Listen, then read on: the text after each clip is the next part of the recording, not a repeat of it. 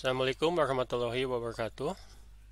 Salam. Waalaikumsalam Waalaikumsalam warahmatullahi warahmatullahi wabarakatuh. Waalaikumsalam warahmatullahi wabarakatuh.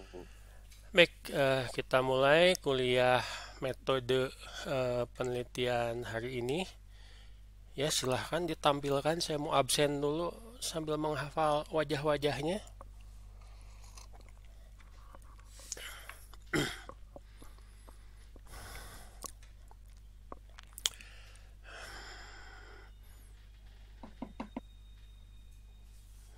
Sehat-sehat saja. Ya, ada salah satu teman Anda yang sakit, ya katanya. Kalau sakit sekarang udah suka rada-rada curiga ya.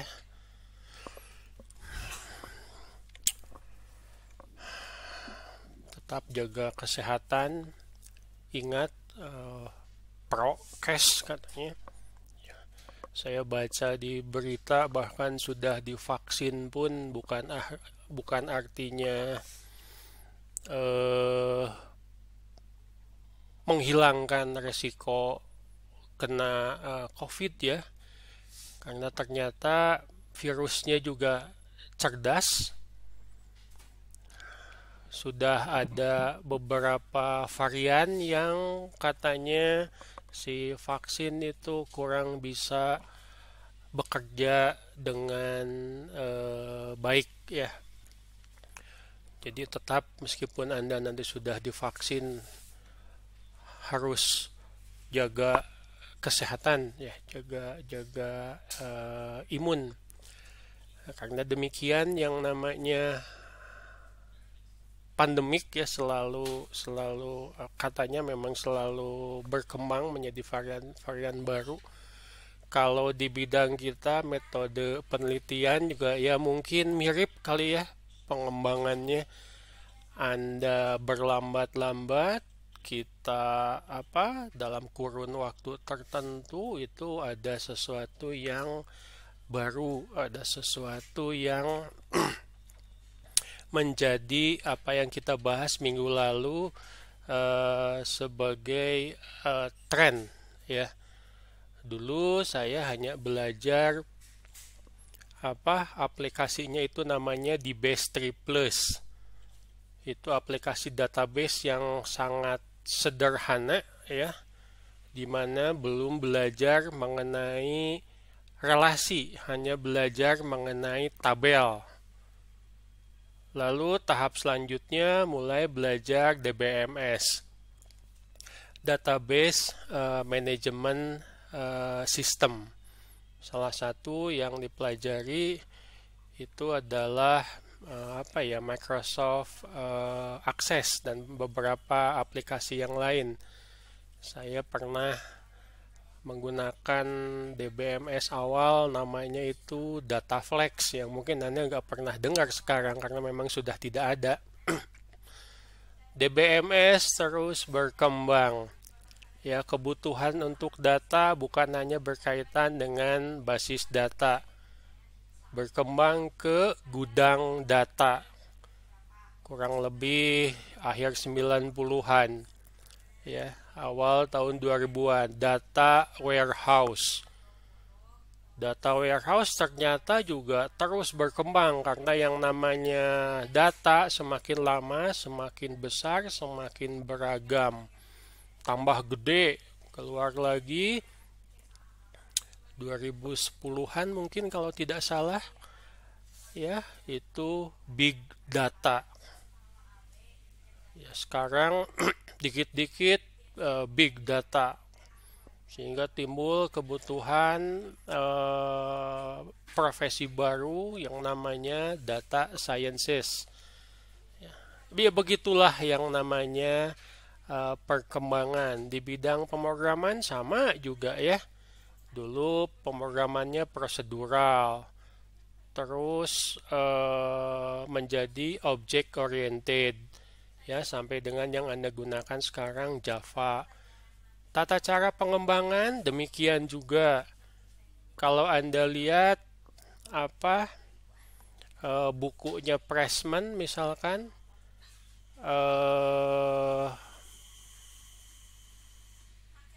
Software Engineering Life Cycle, itu terus diperbaiki. Mula-mula software engineering life cycle itu tidak memperhatikan aspek manusia, hanya memperhatikan aspek requirement. Tapi ternyata setelah keilmuan berkembang di bidang rekayasa perangkat lunak, akhirnya salah satu aspek yang harus dijalani tahapan dalam rekayasa perangkat lunak itu adalah communication. Komunikasi dengan siapa? Ya dengan pengguna. Siapa pengguna? Ya manusia. Begitu yang namanya keilmuan selalu eh, berkembang.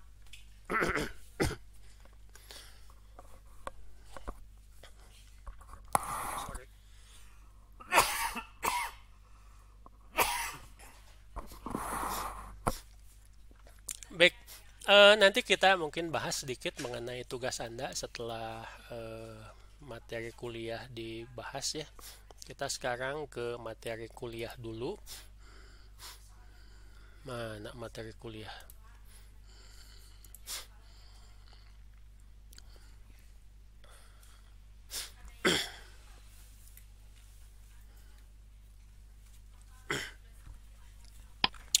Oke, bisa lihat. Di e-learning itu kemarin saya diminta oleh pengelola supaya link dari blog ke materi hari ini atau materi dan seterusnya itu disimpannya tidak di depan tapi disimpannya di resource ya. Jadi Anda masuk ke di situ kan ada yang buat Zoom, ada yang buat chat, lalu ada yang buat resource. Anda lihatnya dari sana. Oke? Tolong diklik ya. Karena kemarin katanya salah satu yang jadi acuan untuk absen itu adalah Anda masuk terus hanya ngeklik saja link resource. Itu saja ya. Tolong dibiasakan ya, jangan sampai nanti merugikan persentase absen Anda karena saya juga tidak bisa apa-apa, itu dikelola oleh sistem. Baik, setelah kemarin Anda misalkan sudah berkomunikasi dengan diri Anda sendiri mengenai apa sih minat saya di bidang penelitian, kita ke langkah selanjutnya yaitu ke topik dan pertanyaan penelitian. Betul Anda sudah punya minat. Tetapi apakah minat itu sesuai dengan tren, memiliki topik penelitian yang menarik, ya, lalu juga mempunyai manfaat? Tentu saja topik penelitian tidak bisa lepas dari minat, ya. Apapun topik yang dipilih akan menjadi penelitian yang benar-benar ingin digali secara mendalam. Kalau sudah minat kan apapun yang halangannya sepertinya akan ditempuh karena memang suka ya. Katanya jika tidak sesuai minat mungkin akan cenderung menunda-nunda dan tidak bersemangat dalam penelitian. Ya, saya pernah menyebutkan bahwa Anda boleh satu topik penelitian itu dilakukan bersama-sama dengan subtopik yang berbeda, ya silahkan saja. Tetapi meskipun sudah bersama-sama tidak sesuai minat, ya kadang-kadang saya ketemu dengan mahasiswa bingung. Sudah 2-3 kali bimbingan merasa, Pak ternyata susah. Saya mau ganti topik. Loh. Lebih parah lagi, Pak, susah. Atau nggak bilang sih susahnya. Mendadak menghadap, Pak, saya minta izin. Mau ganti pembimbing. Dari pembimbing saya misalkan yang bidangnya SI, pindah ke bimbing lain yang mungkin bidang TI atau RPL, kan itu jauh. Ya, bukan cuma minat dari keilmuan pembimbingnya saja, tapi juga keilmuannya pindah. Aneh rasanya.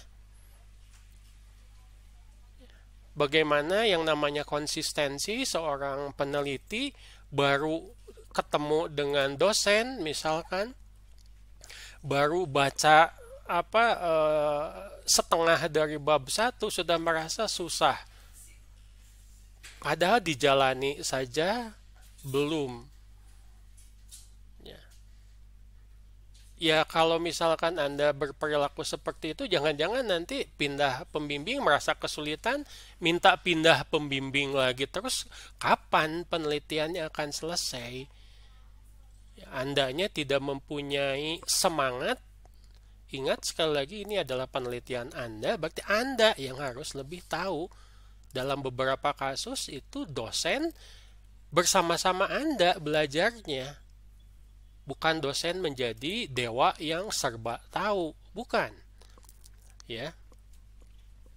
Kemarin saya bicara mengenai mahasiswi yang membuat prototipe sistem pakar untuk pemilihan kosmetik perawat kulit. Lah saya kan tidak tahu apa-apa mengenai kosmetik perawatan kulit. Ya, tahu itu yang disarankan sama istri saya itu saja. Saya mah suami yang baik, nurut gitu loh. Banyak kami tuh belajar, tanya, oh begitu toh. Ya ternyata saya juga belajar ada kandungan-kandungan kimia yang biasanya ada di krim pemutih wajah yang berbahaya untuk kulit. Ya, karena dia mahasiswinya itu bicara dengan memang ahlinya. Baik, Anda bisa lihat di sini banyak buletan-buletan ya. Sorry. Bagaimana memilih topik riset? Yang pertama adalah sesuai dengan minat. Yang kedua itu tidak terlalu luas, tetapi juga tidak terlalu sempit. Contoh misalkan, Pak, studi kasusnya saya mau di Republik Indonesia. Oh, yang benar aja kali. Ya, bagaimana Anda mengumpulkan data untuk berapa penduduk kita sekarang? 350 juta. Ya, itu akan kesulitan.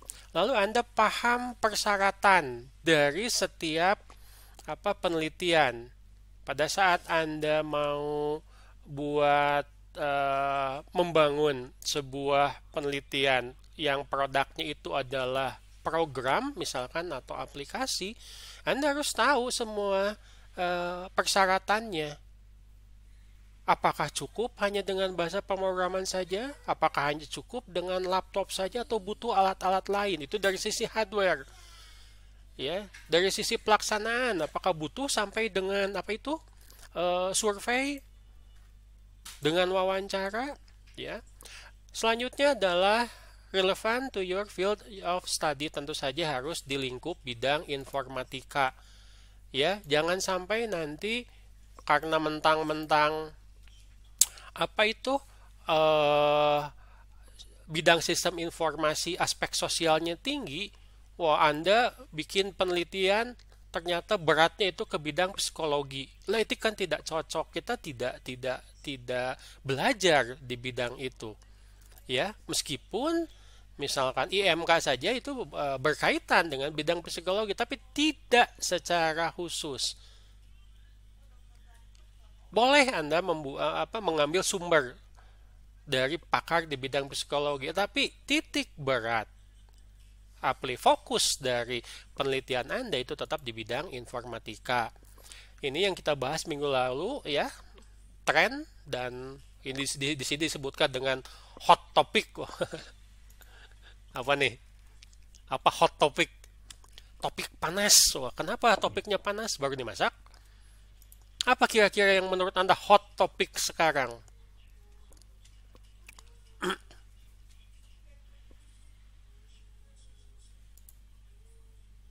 Apa hot topic yang menurut Anda mengganggu atau bisa diperbaiki? Wah, Pak, hot topic sekarang itu adalah bagaimana masyarakat saling menghujat menggunakan medsos. Ya. Saya ingin membuat sebuah aplikasi yang bisa secara otomatis memperingatkan pengguna jika sudah menggunakan kata-kata hujatan yang tidak pantas, itu misalnya, ya. Lalu ditujukan untuk memecahkan problem yang memang kontekstual sesuai dengan kondisi sekarang. Jangan Anda memecahkan problem yang sudah selesai, yang sudah dilakukan oleh orang lain. Seperti kemarin saya mengenai sistem ada yang buat aplikasi untuk parkir otomatis. Loh, itu kan sudah banyak sekarang. Anda harusnya mengembangkan misalkan sisi dari pemantauan. Pak, sekarang parkirnya sudah otomatis, tapi saya akan fokus ke pemantauan mobil yang diparkir. Karena sekarang itu masih menggunakan jasa manusia. Orang itu harus keliling-keliling satpamnya atau tukang parkirnya untuk mengawasi mobil yang sedang diparkir. Saya ingin semuanya serba otomatis. Produknya adalah prototipe aplikasi Parkir X misalkan. Ada pengembangan. Bukan membuat sesuatu yang memang sudah ada dan sudah umum dipakai. Selanjutnya adalah topiknya memang bisa dijadikan penelitian. Jangan membuat topik-topik yang apa contohnya? Saya pernah bilang ke mahasiswa yang memberikan proposal. Proposalnya diberikan ke saya baca. Komentar saya hanya satu baris maksudnya. Ya. Mas, ini tugas akhir atau tugas kuliah? Karena ternyata topik yang dia sodorkan itu tidak berbeda jauh dengan tugas besar di kuliah tertentu. Hal-hal seperti ini tolong dihindari. Betul bahwa topiknya menarik, tetapi tugas ini ada limit ya. Salah satu limit atau batas yang harus Anda patuhi itu adalah waktu. Kita cuma punya TA1, TA2. TA harus selesai dalam waktu 6 sampai dengan 8 bulan maksimal seharusnya. Lebih dari itu Anda masuk AMS. Lebih daripada itu Anda diancam DO. Lebih daripada itu Anda DO. Ya. Ini minat ya, should spark your interest ya, minat. Lalu juga should be relevant to supervisor fields of study. Apa yang kemarin saya bilang harus sesuai dengan minat juga penelitian dari pembimbing. Ya, saya misalkan banyak menulis topik-topik di seminar mengenai bidang sistem informasi, khususnya bidang pendidikan, khususnya bidang model. Ya, pembuatan model, analisis model ya, menggunakan framework tertentu yang biasa dikenal di sistem informasi untuk menguji sebuah kasus. Lalu juga jangan sampai ini disebutkan should not cause issues in data collection. Jangan sampai nanti Anda kesulitan mengumpulkan data. Contoh ya, Pak, saya butuh tugas akhir saya pasti butuh survei. Anda harus pikirkan, apakah surveinya bisa tidak dengan email?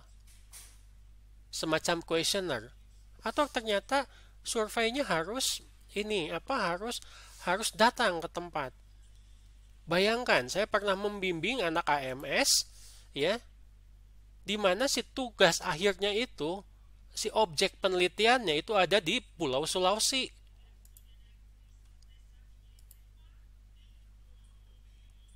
Dan saya yakin itu dari sisi penelitiannya harus dilakukan wawancara. Gimana caranya dia melakukan wawancara? Betul bisa dilaksanakan wawancaranya dengan waktu, sementara waktu 2 bulan harus sudah selesai, sementara wawancara itu harus berkali-kali, jarak jauh. Apakah yang tempat wawancaranya itu punya telepon, punya video conference? Mungkin ya, mungkin tidak. Akhirnya bisa dipertanyakan apakah dia jujur atau tidak melaksanakan penelitian akhirnya. Ini berkaitan dengan yang terakhir, check availability of data collection tools. Sekarang kan serba menggunakan IT. Ya, tidak salah Anda dalam penelitian nanti akan mengadakan wawancara. Apakah harus tatap muka atau bisa pakai Zoom meeting? Betul ada fasilitasnya Zoom meeting ya, tapi apakah orangnya mau nanti Zoom meeting? Itu juga hal yang berbeda. Ya. Ya, penelitian usahakan tentu saja dengan bantuan teknologi informasi sekarang bisa dipermudah, tetapi jika berkaitan dengan yang di luar kampus itu tolong hati-hati. Ya, pastikan bahwa Anda punya semacam persetujuan ya yang bisa mempermudah pengumpulan data. Ya, banyak penelitian yang ternyata tidak bisa dipertanggungjawabkan karena cara pengumpulan datanya tidak bisa dipertanggungjawabkan. Ini hasil wawancara ya? Iya Pak, betul, proses ini hasil wawancara. Iya, mana bukti wawancaranya? Wah, nggak ada Pak. Itu cuma dioret-oret saja. Ya tidak bisa. Ada tidak bentuk, direkam tidak? Tidak, Pak. Ingat, yang namanya penelitian itu berdasarkan fakta dan harus bisa dibuktikan hitam di atas putih. Kenapa hitam di atas putih? Karena yang dikumpulkan nanti itu adalah laporan tugas akhir. Yang tidak ada di laporan tugas akhir, ya dianggap nanti tidak ada. Apapun Anda bicara, ya Pak ada Pak, tapi belum saya masukkan. Loh, gimana? Ingat, fakta, minat, jujur, sesuai dengan bidang keilmuan, itu kata-kata kuncinya. Baik, nah biasanya di awal-awal laporan itu ada yang namanya latar belakang penelitian. Latar belakang penelitian merupakan bagian penting untuk melakukan penelitian di bidang yang diminati, ya. Kajian awal ini ya, latar belakang penelitian, mengetahui pendekatan atau metodologi apa yang digunakan untuk peneliti lain di bidang studi tertentu. Ini hanya bisa dilaksanakan tentu saja setelah Anda baca-baca banyak referensi. Saya ulangi, banyak referensi. Bukan hanya dari satu referensi. Mungkin dari banyak referensi, ada satu atau dua referensi yang menjadi referensi inti dari penelitian Anda. Tidak apa-apa, tapi Anda harus punya pembanding. Anda harus punya bukan dari sisi konsep, tapi juga memiliki bagaimana konsep tersebut digunakan dalam penelitian. Jadi, latar belakang penelitian diperlukan untuk mengetahui bagaimana merancang dan memahami topik penelitian, ya. Yang sering saya tolak dari latar belakang penelitian adalah kata pembukanya seperti ini. Dengan berkembang pesatnya teknologi informasi dan komputer, itu sudah terlalu umum latar belakangnya. Anda langsung bicara ke bidang minat Anda. Apakah pembangunan aplikasi, ya, apakah perancangan atau analisis sistem informasi, langsung ke sana. Jangan bicara yang ngawang-ngawang terus. Biasakan langsung to the point, langsung ke bidang penelitiannya. Tentu saja harus berdasarkan fakta, data, referensi, temuan dari penelitian sebelumnya. Lalu ada gejala-gejala kesenjangan, karena sebetulnya kita lihat dari simptom ya atau gejala untuk menemukan penyakit. Kalau penyakitnya sudah ketahuan ya obatnya pasti tepat. Ya, jadi di latar belakang itu belum ketahuan penyakitnya dan bagaimana kita akan membuat obatnya. Ada kebutuhan atau mungkin ide dari Anda, tentu saja di dunia nyata ya, yang bisa diaplikasikan di dunia nyata. Ini terungkap dengan jelas untuk memunculkan permasalahan dan bagaimana penelitian mengatasi hal tersebut. Maksudnya, di sini penelitian ini akan masih bersifat umum, bahwa masalah ini bisa diselesaikan dengan membangun aplikasi tertentu. Itu masih umum, belum spesifik aplikasinya seperti apa, fungsinya apa saja, ya, aspek A, aspek B, aspek C, belum, masih bersifat umum. Tetapi pada saat orang lain baca, saya ulangi, pada saat orang lain baca, bukan hanya penguji ya, bukan hanya pembimbing ya, bukan hanya teman-teman Anda ya, tapi mungkin juga nanti adik-adik Anda bakalan baca pada saat lihat TA Anda di perpustakaan, atau orang lain, karena sekarang TA itu dipublish secara digital, atau ini lebih parah, asesor yang akan menilai akreditasi.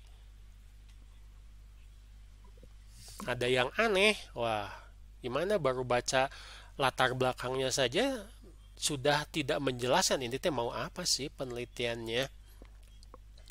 Termasuk juga kompleksitas masalah ini yang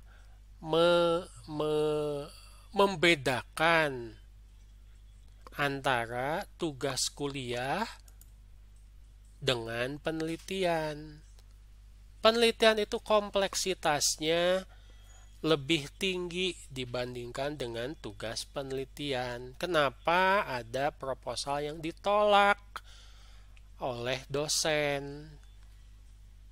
Dosen bicaranya lingkupnya terlalu sempit. Yang dimaksud lingkupnya terlalu sempit adalah kompleksitasnya tidak mencerminkan penelitian.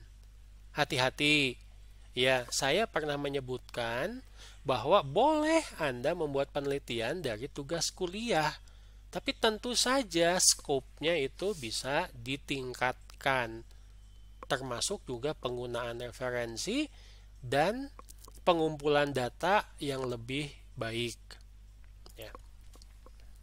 Tentu saja nanti latar belakang penelitiannya jangan sampai masalahnya tidak selesai, Anda akan mengidentifikasi masalah tersebut ternyata akan menghambat, mengganggu, atau mungkin mengancam.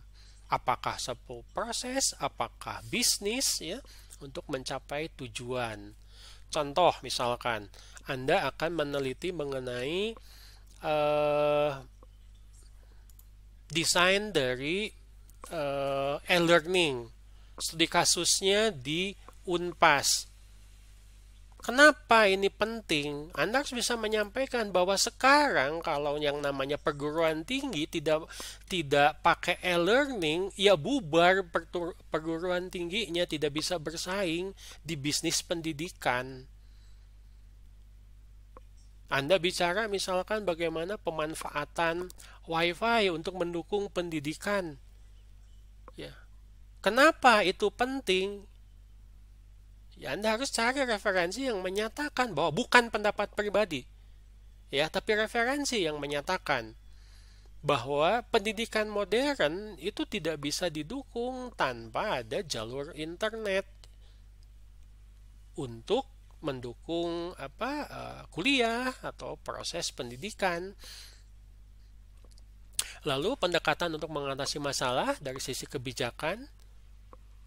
Kebijakan itu policy, ya, aturan-aturan, mungkin tidak menjadi fokus dari penelitian Anda, tapi tetap Anda harus pikirkan. Contoh misalkan, Anda membangun sebuah aplikasi baru, misalkan website untuk sebuah perusahaan, di mana tujuannya adalah mendukung perusahaan tersebut dalam bisnis, misalkan retail online. Pertanyaan selanjutnya adalah, butuh aturan tidak dari perusahaan tersebut untuk bisa menggunakan aplikasi yang Anda rancang? Contoh, kita kan pakai situ ya, untuk perwalian, untuk kontrak mata kuliah. Itu ada aturannya dari bukan hanya fakultas tapi juga dari pihak universitas. Meskipun itu bukan fokus dari apa penelitian Anda, tetap Anda harus pikirkan itu. Jangan sampai nanti Anda membuat sesuatu yang menurut Anda bermanfaat, tapi ternyata tidak sesuai dengan aturan di mana aplikasi tersebut akan diterapkan. Percuma. Pak, saya mau membuat otomasi kegiatan di misalkan di tempat organisasi pengelolaan zakat, di mana nanti semua surat itu bisa disorting otomatis sehingga akan mengurangi penggunaan tenaga kerja. Menurut perhitungan saya bisa mengurangi sampai dengan 15 tenaga kerja di satu kantor di organisasi yang mengelola zakat atau dana infak dan seterusnya. Pada saat Anda ajukan, Anda tidak melihat aturan di organisasi tersebut. Ternyata itu organisasi sosial. Justru salah satu tujuan mereka itu adalah tidak menggunakan aplikasi karena ingin merekrut orang supaya bisa bekerja. Kalau pakai aplikasi Anda, 15 orang harus di PHK. Itu bukan tujuan mereka, bertentangan dengan tujuan mereka. Artinya apa? Aplikasi Anda tidak akan digunakan alias tidak bermanfaat. Hati-hati, jangan pakai kredo-kredo atau kredo tenawan atau ya istilah-istilah bahwa dengan menggunakan aplikasi maka proses bisnis akan semakin cepat. Mendukung bisnis perusahaan belum tentu. Anda juga harus paham karakteristik perusahaannya.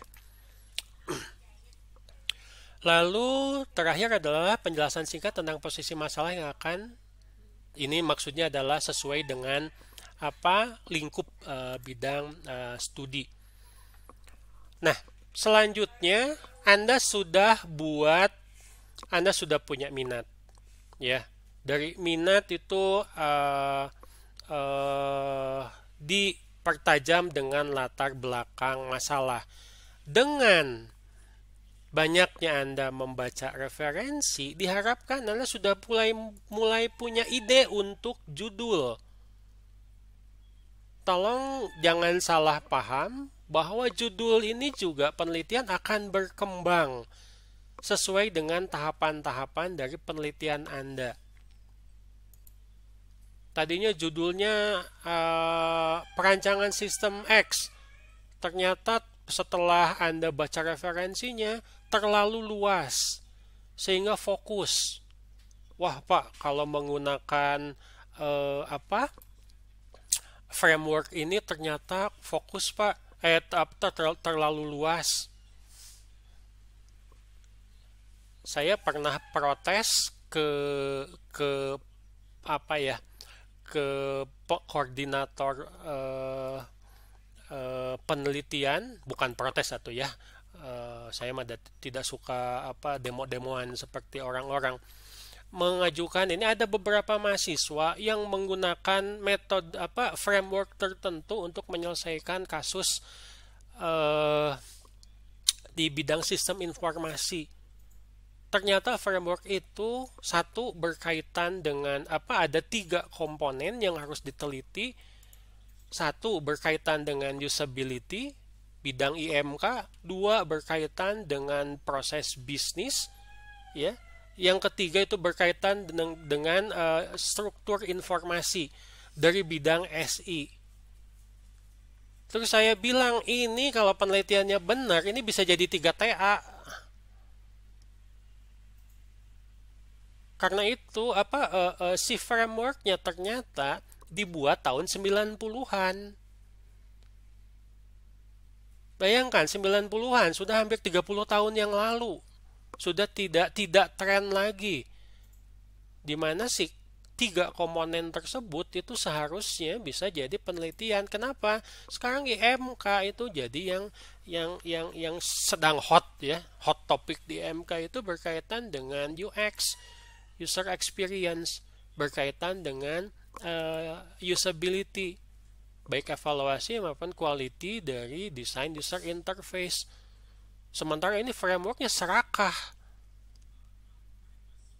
Di satu sisi serakah, di sisi lain juga kalau dilaksanakan jadi cuma kena kulitnya saja. Penelitian itu sebaiknya terbatas tapi dalam. Jangan sampai penelitian itu luas tapi cuma tahu kulit-kulitnya saja. Bagaimana mungkin kita bisa menyelesaikan sebuah masalah, membangun ini yang kita sebut sebagai pertanyaan penelitian atau research question, jika hanya tahu kulitnya saja. Tahulah bahwa IMK itu hanya berkaitan dengan desain user interface. Ya konsep-konsep di bawah itu dia tidak paham, ya ngapain. Baik, untuk research question ini adalah belum ada jawabannya, lalu layak dijadikan penelitian tentu saja sesuai dengan lingkup. Dan ini juga kadang-kadang yang suka lupa, ya, harus bersifat empiris, mengacu pada penemuan, percobaan atau pengamatan yang telah dilakukan, empirik. Sesuatu yang memang bisa dijadikan penelitian. Salah satunya misalkan bisa diukur. Ya, jangan sampai Anda membuat percobaan misalkan pengukuran iman seseorang setelah melakukan sholat duha. Gimana kita mau mengukur iman? Ya, persentase peningkatan cinta remaja setelah hari Valentine misalkan. Itu orang bakalan ketawa ya nanti. Gimana caranya mengukur cinta? Ada alat ukurnya. Framework apa yang digunakan? Bagaimana pertanggungjawaban ilmiahnya? Ya. Jangan sampai Anda membuat sesuatu keterkaitan antara penggunaan WiFi di kampus dengan perasaan mahasiswa. Lah, perasaan mahasiswa.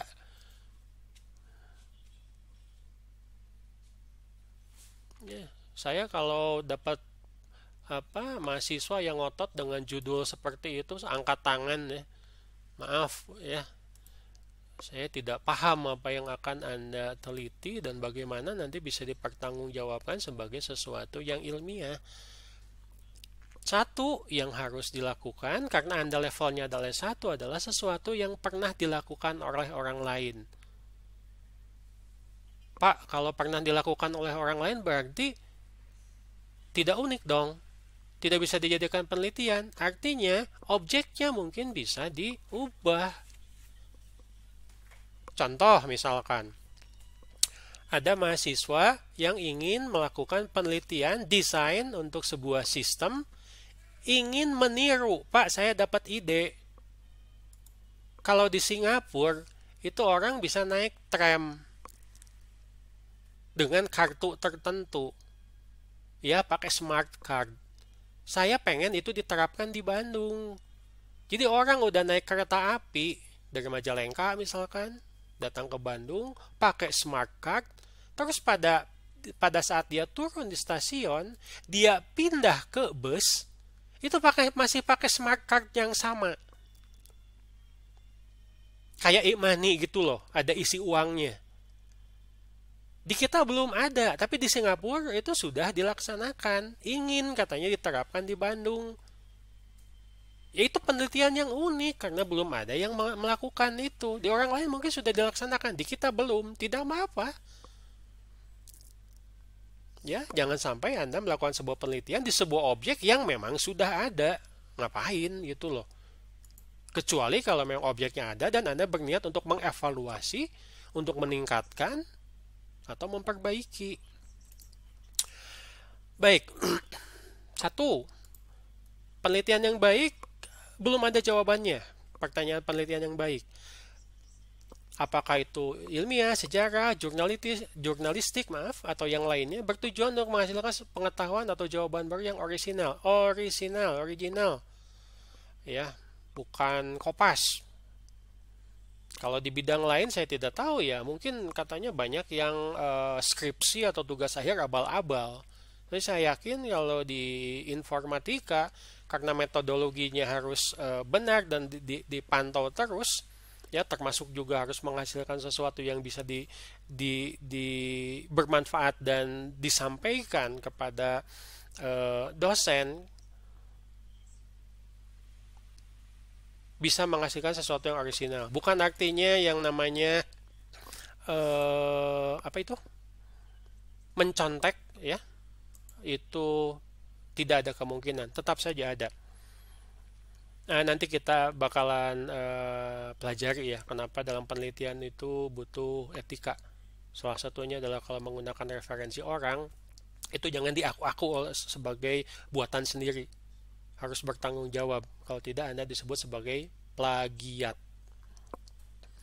Lalu pengetahuan baru itu mungkin didasarkan data asli atau interpretasi baru dari data atau referensi yang sudah ada. Anda melihat sebuah referensi, ya, menggunakan framework misalkan di di sebuah organisasi. Wah, di sini mah contohnya perusahaan, misalkan ya, perusahaan retail. Gimana ya kalau saya coba menerapkan konsep yang sama itu di sebuah bengkel, misalkan. Berarti itu sesuatu yang baru dari referensi atau penelitian yang sudah ada. Baik, selanjutnya adalah pertanyaan penelitian itu harus sesuai dengan lingkup. Harus perlu menyesuaikan hasil yang diantisipasi untuk memenuhi cakupan pertanyaan penelitian. Seperti yang tadi saya sampaikan, sebuah penelitian bisa menjadi dua penelitian atau harus mengevaluasi seluruh proses dan menjadi penelitian yang cakupannya lebih sempit. Ya, banyak sekali mahasiswa yang datang, bukan artinya salah, jangan salah paham. Ya. Ini memang hal yang wajar. Ya, ini mengingatkan kepada saya pribadi juga ya pada saat melakukan apakah yang namanya tugas akhir, apakah yang namanya skripsi, termasuk yang namanya tesis ya. Kadang-kadang kita suka terlalu semangat. Ya, cakupan penelitiannya terlalu luas. Padahal ingat ada batasan-batasan. Ya, baik batasan dari sisi waktu maupun batasan requirement. Ini berkaitan dengan ruang lingkup. Sekali lagi, itu fungsi dari pembimbing. Memfokuskan penelitian Anda, ya, melebarkan ruang lingkup jika terlalu sempit, dan menyempitkan ruang lingkup jika terlalu lebar. Pak, saya studi kasusnya mau di Unpas. Aduh, di Unpas kan banyak fakultas. Coba fokus saja lah supaya kita bisa cepat selesai. Studi kasusnya boleh di Unpas, tapi kita fokus ke fakultas teknik saja. Supaya nanti Anda dalam penyebaran misalkan kuesioner itu lebih mudah. Itu contohnya. Ya. Tapi dalam judul penelitiannya itu tetap disebutkan sebagai perguruan tinggi. Kenapa? Karena Unpas itu adalah perguruan tinggi. Tidak apa-apa seperti itu. Lingkup ini juga Anda harus memikirkan jenis data, ya. Ada penelitian apakah cukup waktu, sumber daya untuk mendapatkannya, apakah peneliti memiliki keterampilan untuk menafsirkannya. Anda punya keilmuan, ya, mempertimbangkan pelatihan, keterampilan, termasuk resource. Ada mahasiswa yang mau pengumpulan datanya penduduk di Kotamadya Bandung. Datang, aduh Pak, gimana ya caranya, bingung Pak. Terus saya bilang, coba data yang Anda yang Anda butuhkan itu sudah ada tidak di BPS? Apa BPS? Badan Pusat Statistik. Boleh Anda, ya, karena itu data yang ada di BPS itu data yang terbuka untuk publik, boleh diakses. Tidak apa-apa. Anda tidak selalu harus melakukan survei sendiri. Pak, saya ingin mengetahui data ini orang Bandung di Kotamadya itu berapa ya yang lulus perguruan tinggi, berapa ya yang lulus SMA. persentasenya, ya Anda datang ke BPS, cari data terbaru berdasarkan misalkan hasil sensus. Jangan Anda capek-capek bikin survei sendiri. Walah, nanya ke setiap orang di Kota Madya Bandung, berapa waktunya, berapa biayanya. Hal-hal seperti ini juga harus diperhitungkan. Ya. Lalu juga Anda bisa dengan mudah beberapa institusi itu sudah ada bagian yang akan mempermudah penelitian Anda. Ya, saya memang tidak punya pengalaman, tetapi salah satu teman saya dalam melakukan penelitian itu ke salah satu rumah sakit di Kota Bandung untuk mencari data mengenai dokter, perawat, dan tenaga kesehatan. Ternyata di rumah sakit tersebut memang sudah bisa disediakan, termasuk juga rumah sakitnya bisa membantu untuk melakukan kuesioner. Tapi tentu saja ada administrasi, lalu juga ada ya saya kurang paham ya ininya, ada biaya yang harus dikeluarkan. Anda tahu beres gitu loh. Ya kenapa? Karena mereka sudah punya bagian yang ngurus itu, kerjasama, bagian hubungan masyarakat atau apa, saya juga kurang paham ya. Bukan hal yang aneh, terutama di organisasi-organisasi besar. Jangan sampai Anda membuat penelitian di organisasi yang tidak user friendly, yang hanya akan membuat penelitian Anda terhambat. Paham? Ya, itu salah satu strategi. Jangan sampai memilih objek atau sumber informasi untuk penelitian Anda yang sulit. Aduh Pak, saya mau ini ke ahlinya, tapi dia ada di luar negeri, baru pulang sebulan lagi. Jadi saya nggak dapat apa-apa. Ketemu lagi sebulan kemudian dengan pembimbing, aduh Pak, orangnya naik haji. Ketemu lagi sama pembimbing, aduh Pak, orangnya menikah bulan madu. 2 bulan, lah kapan selesainya?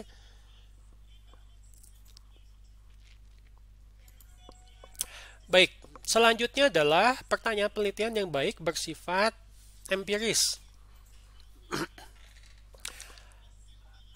Pertanyaan empiris menyatakan bagaimana sesuatu bekerja. Ingat ya, 5W 1H ya, what, where, why, when, who, where sama how ya. Pertanyaan penelitian didasarkan pada peristiwa, fenomena, atau aktor yang dapat diamati. Jangan berdasarkan feeling. Menurut feeling saya Pak, sistemnya gak benar. Gimana? Ini mah bukan urusan feeling-feelingan ya.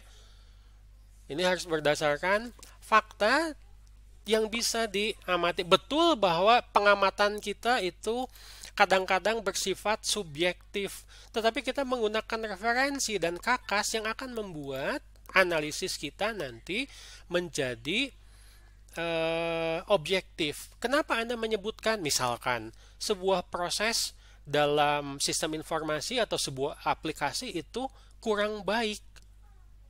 Apa ukurannya? Apa referensinya?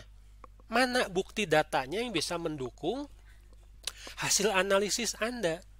Kalau semuanya ada, ya tidak apa-apa. Sekali lagi, juga dihindarkan, jangan sampai nanti penelitian Anda bersifat menjelek-jelekan.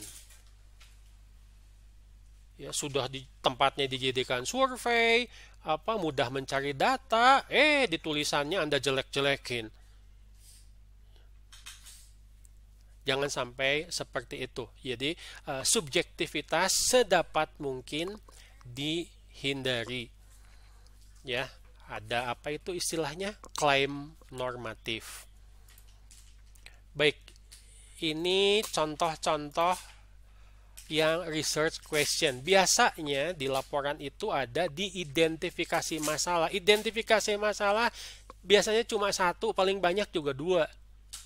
Jangan sampai nanti Anda identifikasi masalahnya banyak sekali, artinya banyak lingkup yang harus diteliti. Ya, Identifikasi masalah bersifat umum dan berkaitan dengan bagaimana penelitian Anda bisa mendukung, bisa bermanfaat. Misalkan di sini, peraturan seperti apa yang harus dikenakan terhadap makanan hasil modifikasi genetik? Masalahnya apa? Karena ternyata makanan hasil modifikasi genetik itu tidak semuanya bagus. Jika buah A dikombinasikan dengan modifikasi genetik tertentu, apakah semua orang bisa memakan buah tersebut misalkan? Aturan seperti apa? Apakah ingredient yang harus dicantumkan? Lah ini yang namanya pertanyaan. Ini yang Anda sendiri sebagai peneliti belum tahu jawabannya. Ya, sekali lagi, research question. Anda sebagai peneliti, termasuk juga pembimbing Anda itu belum tahu jawabannya. Kalau sudah tahu berarti tidak layak dijadikan penelitian. Paham? Jadi kalau Anda pada awal bab 1 itu masih saya bingung penelitiannya ini mau kemana? Ya itu hal yang wajar. Apa ya referensinya ya? Itu hal yang wajar. Ini referensinya kayaknya masih kurang nih. Ya, saya harus fokus di bagian X misalkan. Ya. Baik. Ini apalagi yang kedua, apa efek belanja online terhadap bisnis retail? Artinya ini ada pengukuran-pengukuran. Anda harus berpikir mengenai di awal apa objek penelitiannya. Ternyata objek penelitiannya itu adalah sebuah toko online misalkan, atau pengelola aplikasi e-commerce. Bagaimana peraturan dilarang merokok, dapat mendukung kesehatan publik? Kenapa sih di kita misalkan peraturan merokok itu tidak dipedulikan oleh masyarakat? Bagaimana merancangnya supaya masyarakat peduli tanpa harus merasa dihakimi, disuruh-suruh, ya, atau dijadikan warga negara yang penyakitan? Anda memikirkan faktor regulasi, Anda memikirkan faktor hukuman, Anda memikirkan faktor hak asasi manusia. Iya nanti itu, tapi ada pertanyaan di awal. Bagaimana merancang sistem informasi yang dapat mendukung pelayanan masyarakat dalam pelaksanaan e-government di Pemda Jawa Barat? Apa jawabannya? Ya nggak tahu Pak, kan saya baru mulai, saya bertanya ini. Betul e-government sudah ada, tapi saya tidak yakin itu. Anda mungkin punya sesuatu yang subjektif ya. Saya tidak yakin itu mendukung. Karena ternyata saya dari hasil ini dari hasil pencarian referensi saya, ada sementara kalangan masyarakat yang tidak paham dengan pemanfaatan e-government, dua merasa tidak bermanfaat. Betul tidak itu tidak bermanfaat? Kalau tidak bermanfaat, bagaimana kita bisa memperbaikinya supaya bermanfaat untuk masyarakat? Ingat, masyarakat awam, orang awam, bukan hanya orang yang paham menggunakan website, bukan hanya paham yang mengenai UU ITE misalkan ya, Undang-Undang Informasi Teknologi dan Transaksi Elektronik ya. Lalu contoh yang selanjutnya adalah bagaimana merancang interaksi pada user interface aplikasi pelajaran biologi untuk siswa SMP. Siswa SMP kelas 1, kelas 2, kelas 3 dengan bidang pelajaran yang meskipun sudah fokus di biologi tapi mereka berbeda materinya. Gimana caranya? Tahu nggak? Ya bingung Pak. Ya. Saya juga belum tahu. Orang pelajaran biologinya saja saya sudah lupa lagi. Sepertinya SMP sekarang sudah berbeda dengan SMP saya dulu. Ya wajar. Bukan sesuatu yang harus malu. Anda belum tahu jawabannya karena memang demikian. Oke, saya stop dulu sampai sini. Ada pertanyaan. 1. Latar belakang. Latar belakang itu sangat umum. Tapi jangan terlalu umum. To the point, ya.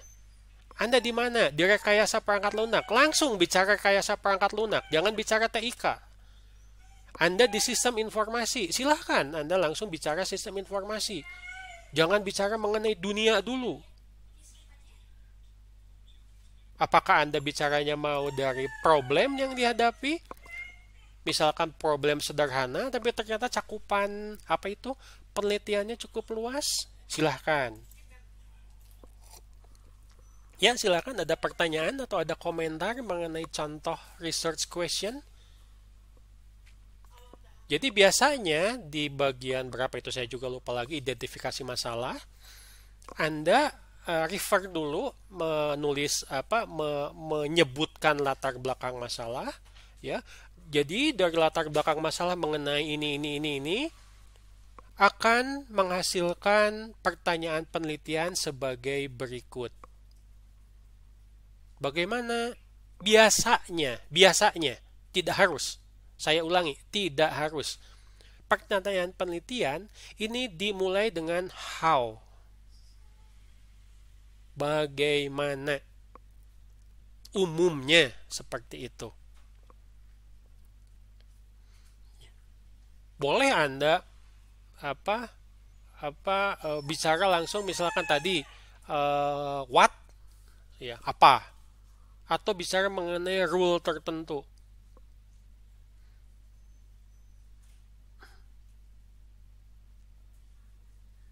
Oke. Silahkan kalau ada komentar sebelum kita lanjutkan. Pak mau nanya tuh. Yup. Eh, Siapa ini? saya Pak Firdaus. Yuk. Mau nanya. Dari yang research question nih, saya kepikiran ada muncul ide lagi. Jadi bikin interaksi UI, tapi bukan buat anak SMP, tapi kayak buat anak TK gitu, ada calistung segala macam. Nah, itu referensinya dari buku pelajaran mereka gitu. Itu bisa nggak, Pak? Betul. Ya. Satu, kalau Anda ingin menggunakan itu, Anda bisa gunakan apa yang memang tren di sana. Tren di bidang IMK. Di IMK kita kenal yang namanya UCD, User Centered Design. Artinya Anda di satu sisi harus mempertimbangkan bagaimana caranya saya bisa mewawancara anak TK. Strategi apa? Ya betul, strategi apa yang harus saya. Tapi di sisi lain Anda juga harus melihat referensi. Kalau perlu wawancara dengan guru TK-nya. Bagaimana cara mereka mengajar? Bagaimana cara materi apa yang diberikan kepada anak TK? Jangan sampai anak TK diberi pelajaran membaca. Betul, boleh ya belajar membaca, tapi gayanya mungkin berbeda dengan anak SD. Anda bukan guru TK kan? Ke gurunya. Bukan, Pak. Iya, makanya Anda butuh data dari guru TK. Silakan. Ya berarti dari gurunya bisa ya Pak diwawancara ya. gitu, Pak Guru. Nah, kalau Anda sudah seperti itu, nah ini tolong dicatat sebagai contoh saja, ya. Artinya ada beberapa tipe referensi yang sudah harus Anda miliki. Satu, bidang pendidikan. Dua, bidang pendidikan untuk anak-anak awal, ya. Tiga, IMK tentu saja. Fokusnya adalah di design interaction. Buku-buku mengenai design interaction harus Anda miliki. Lalu penelitian selanjutnya. Anda sekarang bicaranya mengenai user interface. Pertanyaannya adalah bagaimana merancang user interface. Ternyata ujung-ujungnya pakai augmented reality. Padahal di awal Anda juga nggak ngerti gimana caranya pakai augmented reality. Kan kita cuma desain saja, tidak sampai Anda boleh membuat prototype. Tidak harus sampai bikin programnya, karena itu sudah lewat bidang keilmuan, nyampe ke RPL. Ya, kita fokus saja. Jadi sekali lagi berkaitan dengan lingkup. Pak, jadi saya harus bikin augmented reality ya Pak ya? Enggak. Yang kita pelajari di bidang IMK, di kuliah IMK kan sampai bikin prototype. Boleh dong Pak pakai paper prototyping, mangga wae. Tapi Anda belum tahu. Anda sendiri kan Maaf, Anda masuk playgroup atau TK nggak dulu? Ya, mungkin pelajarannya sudah berbeda ya. Katanya sekarang playgroup TK saja sudah mulai belajar bahasa Inggris meskipun dalam aspek yang aspek bermain dan fun-nya itu masih ini tidak dipaksa gitu loh. Itu kurang lebih. Ya, jadi research question itu simple, umum.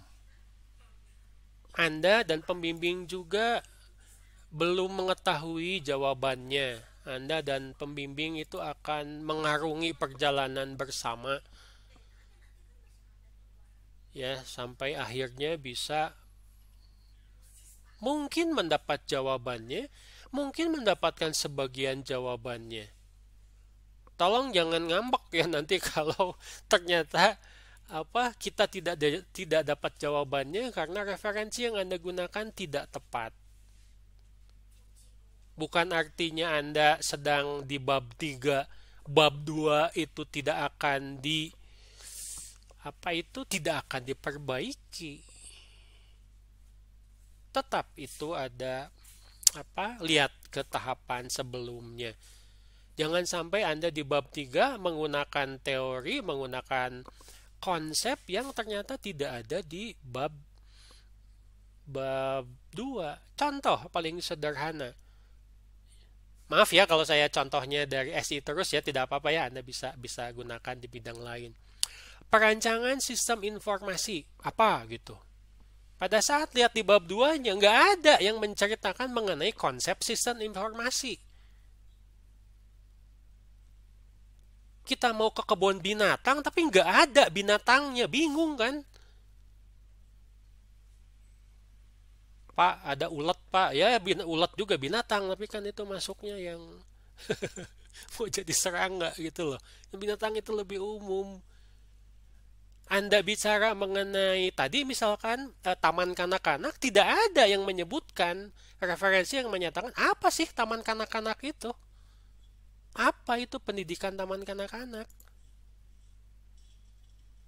Anda membangun aplikasi menggunakan Java, tidak ada yang menyebutkan mengenai konsep object oriented programming dan kenapa dan keuntungan menggunakan object oriented programming.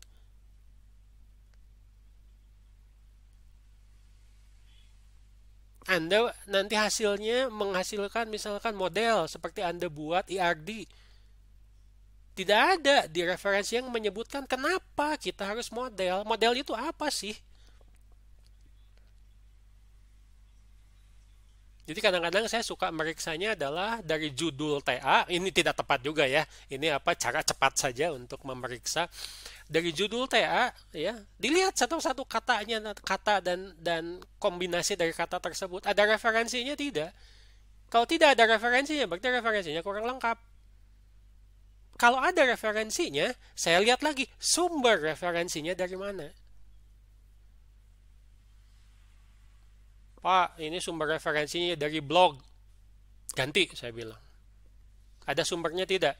Ada Pak, oke, dari sumber awal. Tidak ada sumbernya, cari lagi.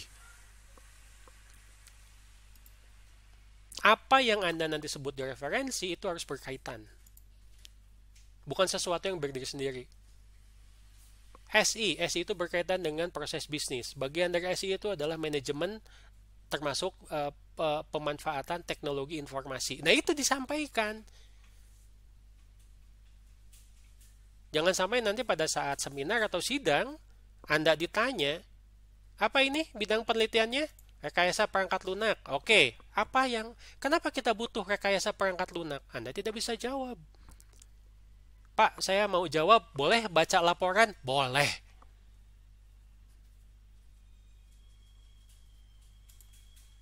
Pak, saya sumbernya dari buku ini, akan saya bacakan? Boleh. Bawa bukunya, bawa e-booknya. Anda melakukan penelitian, bukan hafalan. Kenapa pada saat seminar, pada saat sidang, pada saat bimbingan, Anda harus siap juga dengan referensi karena mungkin nanti Anda mendiskusikan referensi tersebut dengan pembimbing. Ini pantas enggak? Bayangkan ada mahasiswa mau TA, TA-nya S1, bawa referensi, ini apa tesis. Jadi tolak sama pembimbingnya. Ya, tesisnya itu S2, ya. Belum saatnya.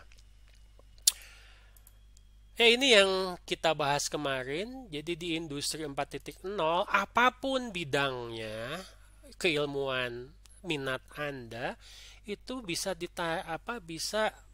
masuk ke sini. Ini yang tadi disebut hot topic. Waduh, ya, mulai big data analytic, ya, autonomous robot, ya, simulation, digital twin, uh, cyber security teknologi. Siapa yang ini di bidang IT, minatnya di bidang IT? Salah satu yang sekarang jadi idola itu adalah aspek security. Rasanya aneh kalau Anda nyebut-nyebut aspek security tapi konsep CIA tidak paham. Ya, di security diajarin, di SPBD diajarin, di IT diajarin. Dengan mungkin lingkup yang berbeda. Tapi pada saat Anda buat penelitian, loh kok itu tidak disinggung-singgung? Kan aneh. Ya. Lalu cloud, lalu additive manufacturing. Saya tidak bisa menyampaikan semuanya karena memang bukan ahlinya, tetapi saya harap apa yang menjadi minat Anda itu inline dengan satu kuliah pilihan. Ya, bukan hanya minat, tapi juga didukung oleh kuliah pilihan sehingga nanti wawasan Anda untuk melakukan penelitian juga bisa didukung. Ada yang menyebutkan seperti ini, ya. Sekarang katanya yang lagi jadi penelitian ini financial technology, bagaimana caranya orang menggunakan transaksi menggunakan mata uang digital. Pak, saya tertarik sama aspek keamanannya, silahkan. Ada yang Pak, saya kan nanti pengen jadi wira swasta, ya, mau beterjun di bidang e-commerce, saya tertarik dengan digital marketing. Saya tertarik dengan e-bisnis. Pak, saya ingin membuat sebuah game sederhana, tapi ada unsur artificial intelligence-nya. Apakah Anda harus membuat gamenya sampai dengan berlevel-level? Ya tidak juga namanya penelitian, tapi Anda bisa membuat sesuatu yang baru. Apa yang berbeda dengan game-game sebelumnya? Saya mau bidang cloud computing. Cloud computing untuk mendukung apa? Untuk mendukung kuliah online. Apa hubungannya? Nggak tahu Pak, saya juga. Tapi saya melihat kalau dari sisi pengamatan subjektif saya, itu mahasiswa akan sangat terbantu jika dosen itu berbagi file yang dibutuhkan memanfaatkan cloud computing. Betul bermanfaat. Kalau menurut saya bermanfaat, buktikan itu bermanfaat. Rancang sebuah sistem yang akan ternyata mendukung berbagi file memanfaatkan cloud computing.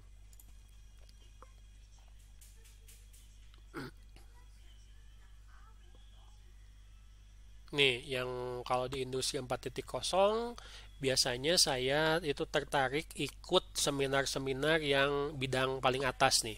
Innovative Teaching and Learning State of the Art Infrastructure. Kenapa? Ya karena bidang saya pendidikan, interest saya di sana. Saya dosen, saya ingin mengembangkan keilmuan, ya. Untuk apa? Salah satu yang saya pikirkan adalah manfaatnya untuk tempat saya mengajar, IF Unpas. Ada saya mau Pak lebih senang ke bidang industri, ya silahkan, itu kan sesuai minat. Kebetulan saja. Salah satu pertimbangan saya kenapa memilih penelitian di bidang pendidikan itu karena saya ada di bisnis pendidikan. Jadi nanti kalau survei, kalau wawancara, Gampang. Ya, penelitian saya terakhir misalkan mengenai eh, model pengajaran e-learning di Unpas menggunakan work system, pengumpulan datanya saya tinggal WA ke ini, ke ke Wadek. Bu, punten punya data mengenai mahasiswa baru Unpas, dan kebetulan fakultas sudah melakukan survei. Bayangkan 5 menit dikirim udah beres, data terpenuhi. Sesuatu yang tadinya subjektif dari saya, ide itu ternyata sekarang didukung oleh data. Benar ternyata apa yang saya maaf ya, bukan menyombongkan diri ya, saya hanya memperlihatkan kemudahan. Bagaimana? Ya di sekitar Anda itu banyak yang bisa diteliti. Di kampus itu banyak yang bisa diteliti. Bukan artinya saya mendorong anak ke bidang pendidikan, bukan. Tetapi critical thinking Anda terhadap kejadian di lingkungan, di masyarakat, di kampus, itu kadang-kadang bikin ide dan yang akan menunjang minat Anda. Oke, baik, jadi itu materi kita hari ini. Sebentar.